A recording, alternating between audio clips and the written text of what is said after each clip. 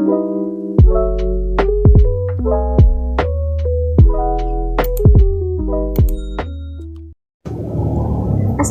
warahmatullahi wabarakatuh. Perkenalkan, nama saya Amanda Skira dengan NIM 210160554. Saya berasal dari Universitas Negeri Padang dengan program studi Pendidikan Bahasa dan Sastra Indonesia dan Daerah. Di sini saya akan mempresentasikan materi wawancara dari mata kuliah Keterampilan Berbicara dengan dosen pengampu Ibu Dr. Anda Ermawati Arif, MPD. Baiklah teman-teman semua, selamat menyaksikan. Baiklah teman-teman semua, di sini saya akan memaparkan tugas pertemuan 13 dari mata kuliah Keterampilan Berbicara. Materi yang akan saya paparkan yaitu tentang wawancara. Ada 5 yang akan dibahas pada presentasi hari ini, yaitu ada pengertian wawancara, kedua jenis wawancara, yang ketiga jenis pertanyaan wawancara, keempat lembaran bimbingan wawancara, dan kelima praktik wawancara. Yang pertama ada pengertian wawancara. Wawancara merupakan salah satu dari beberapa teknik dalam mengumpulkan informasi atau data. Wawancara merupakan kemampuan dan keterampilan mutlak yang harus dimiliki oleh setiap lulusan psikologi. Munazir, tahun 1983, wawancara merupakan proses memperoleh keterangan untuk tujuan penelitian dengan cara tanya jawab sambil bertatap muka antara si penanya atau pewawancara dengan menggunakan alat yang dinamakan interview guide atau panduan wawancara.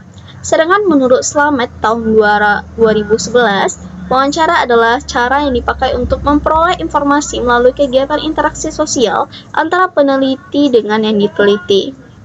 Bisa disimpulkan bahwa wawancara adalah proses percakapan yang dilakukan oleh interviewer atau interviewee dengan tujuan tertentu, dengan pedoman, dan bisa bertatap muka maupun melihat alat komunikasi tertentu.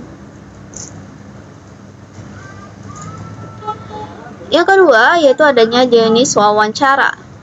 Jenis wawancara ini terbagi 3. Yang pertama ada wawancara terstruktur, wawancara tidak terstruktur, dan wawancara bebas terpimpin.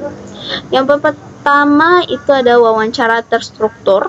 Dalam wawancara terstruktur, pewawancara akan menentukan terlebih dahulu data yang diperlukan, yaitu menyusun pertanyaan-pertanyaan dengan cara tertentu agar memunculkan jawaban berkorespondensi yang sudah ditentukan.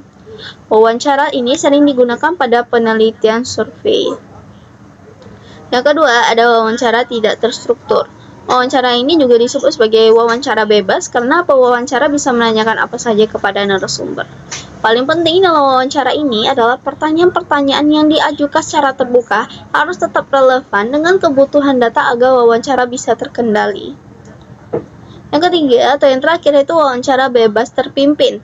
Wawancara bebas terpimpin yaitu gabungan dari kedua jenis wawancara antara terstruktur dan tidak terstruktur.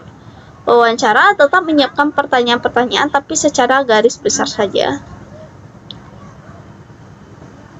Ketiga yaitu adanya jenis pertanyaan dalam wawancara. Jenis pertanyaan dalam wawancara itu ada 2. Yang pertama ada pertanyaan terbuka atau open-ended. Pertanyaan terbuka menggambarkan pilihan bagi orang yang diwawancarai untuk merespon. Mereka terbuka dan bebas merespon. Respons dapat berupa 2 kata atau 2 paragraf. Yang kedua ada pertanyaan tertutup atau close-ended. Pertanyaan tertutup membatasi respon orang yang diwawancarai. Pertanyaan tertutup seperti dalam soal-soal pilihan ganda dalam ujian. Jadi pertanyaan ini membatasi orang yang ditanya karena hanya memungkinkan untuk memilih salah satu dari 2 pilihan seperti ya atau tidak, benar dan salah, setuju atau tidak setuju. Yang keempat adanya lembaran bimbingan wawancara. Di sini saya melampirkan seperti apa pedoman wawancara tersebut. Di sini ada lembarannya. Yang pertama itu ada tulisan wawancara ke. Seperti teman-teman tahu, wawancara itu dilaksanakan beberapa kali. Teman-teman bisa buat yang pertama, atau yang kedua, atau yang ketiga, dan seterusnya. Kedua, waktu wawancara, seperti adanya tanggal dan waktu atau jam ya. Yang ketiga, tempat wawancara di mana wawancara tersebut diselenggarakan. Yang keempat, responden, siapa nama responden yang akan diwawancarai. Yang kelima, masalah apa yang sedang diwawancarai.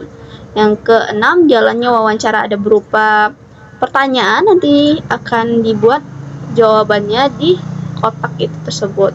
Kemudian kalau ada kesimpulan atau komentar bisa dibuat di bawah. Oke, selanjutnya yang kelima yaitu adanya praktik wawancara. Jadi ini contoh dari dialog wawancara. Di sini saya akan bacakan. Sini pewawancara disingkat sebagai P dan narasumber disingkat sebagai N. Berarti pewawancara yang pertama, Assalamualaikum Pak, saya Amanda Skira dari Universitas Negeri Padang. Saya ke sini karena ada tugas dari mata kuliah pengantar kewirausahaan untuk melakukan wawancara dengan para pedagang. Boleh saya minta waktunya sebentar Pak untuk wawancara? Narasumber, iya silahkan.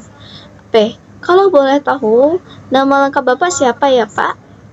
N, nama saya Bakri. Sehari-hari saya dipanggil Bakri juga oleh warga masyarakat sini. Wawancara, Bapak asli warga Kota Padang atau pendatang? Terus sudah berapa lama Bapak berjualan pempek? Yang kemudian M, ibu saya asli sini, tapi ayah saya asli Palembang, jadi bisa dibilang campuran. Saya ikut ibu saya sudah lama di sini dari saya kecil dan merantau pada saat beranjak dewasa. Saya sudah berjualan pempek selama 26 tahun. P atau wawancara, baik Pak, berapa dulu modal awal untuk membangun usaha ini Pak? N atau narasumber, dulu saya modal 3 juta lebih.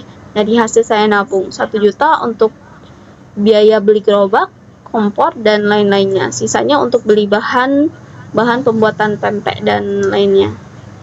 P, baik Pak, sehari biasanya Bapak bisa buat berapa macam pempek, harga persatuannya berapa Pak? N atau narasumber, tidak selalu setiap hari bikinnya, kadang bisa 3 hari sekali, kalau tidak habis hari ini bisa dimasukkan ke kulkas.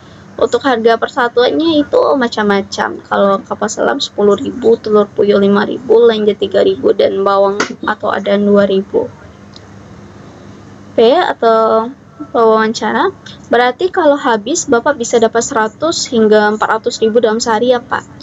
N atau narasumber, tergantung. Kalau rame biasa sampai segitu, alhamdulillah. Kalau enggak, lengangnya ya enggak. P atau wawancara, Bapak mulai berdagang dari jam berapa dan tutup jam berapa? N, biasanya mulai dari jam 3 sore, nanti digantikan oleh anak laki-laki saya sampai jam 11 atau 12 malam. P, oke Pak, biasanya Bapak jualan mangkal di sini atau jualan keliling? N atau narasumber, mangkal di sini karena kalau keliling kaki saya tidak kuat berjalan jauh-jauh. P atau wawancara, apa harapan dan cita-cita Bapak sebagai pedagang? N atau narasumber, kedepannya sih saya kalau ada modal saya mau buka cabang di beberapa tempat atau membuat restoran pempek. P atau wawancara, baik Pak, wah hebat sekali Bapak Bakri dari perjuangannya, semoga sukses dan terkabul apa yang diinginkan Bapak. Mungkin cukup sekian Pak wawancara dari kami, terima kasih atas waktunya. Wassalamualaikum warahmatullahi wabarakatuh. Sekian dari presentasi materi dari wawancara, semoga teman-teman bisa mengerti. Jika ada kesalahan kata atau yang disebutkan kurang jelas, mohon maaf. Ya, terima kasih. Saya Amanda Skira dengan NIM 2101654 dari Prodi Pendidikan Bahasa dan Sastra Indonesia dan Daerah dari Universitas Negeri Padang. Saya ucapkan terima kasih. Wassalamualaikum warahmatullahi wabarakatuh. Sekian dari presentasi materi wawancara yang telah saya sampaikan. Semoga bermanfaat bagi teman-teman semua. Jika ada kesalahan kata mohon dimaafkan. Wassalamualaikum warahmatullahi wabarakatuh.